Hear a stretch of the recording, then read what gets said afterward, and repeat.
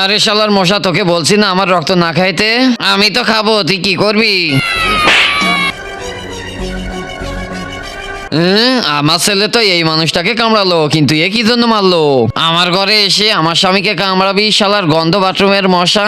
এরপর যদি আমার স্বামীর আশেপাশে দেখি, তোদের রক্ত খাওয়া স্বাদ মিটিয়ে দেব। আচ্ছা, এত বড় কথা, আমি কাটবো তোর স্বামীকে।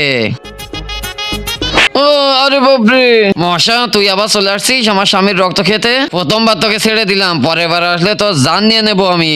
আরে আমি তো তোর না, তোর স্বামীর রক্ত খাচ্ছি, কিন্তু তোর জ্বলতেছে কেন? আরে শালা, আমি এর বউ, আমি ছাড়া এর রক্ত এক ফোঁটাও কেউ খেতে পারবে না। আরে ভাই, তোর জীবনে তো অনেক দুঃখ, তোর বউ তো তোর উপরে অনেক জুলুম করে। কি ডাইনি বিয়ে করছিস তুই? আরে মশা, আমার বউ ডাইনি না, নাগিন নাগিন। হ্যাঁ ভাই, বউরা তো নাগিনের মতনই। কুত্তা, আমাকে নাগিন বলবি? আরে ভাই, আমি সত্যি বলছি, আমার বউ নাগিন। হ্যাঁ ভাই, আমি তোর দুঃখ বুঝতে পারছি। আর তুই আমাকে একটা কথা বল, আমি যদি তোর বউকে মেরে দিই, তুই আমাকে কি দিবি? জানে মেরে দিতে পারবি? তাহলে তোরা যত খুশি আমার এখান থেকে রক্ত খেতে পারবি, কেউ তোদের বাধা দেবে না। জানো, তুমি এখানে দাঁড়াও, আমি আজকে একে কামড়ায় মেরেই দিব। আরে আমার স্বামী কি জন্য মরে যাচ্ছে? আরে আমরা তোকে কামড়ালাম, কিন্তু আমরা মরে যাচ্ছি কি জন্য?